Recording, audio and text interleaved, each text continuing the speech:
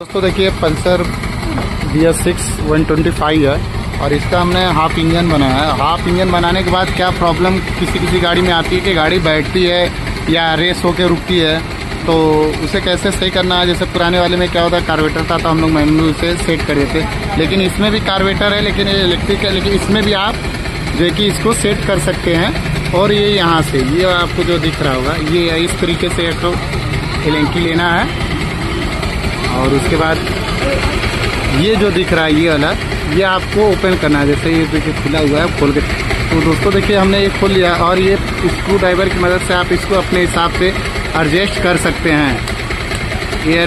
Air mixer screw है ये, इसको अपने हिसाब से आप इसको सेट कर सकते हैं। अगर गाड़ी बैठ रही है या माइलेज कम दे रही है, कोई भी प्रॉब्लम है तो आप इससे सेट कर सकते हैं, जैसे आप पुरानी गाड़ी में कर देते हैं।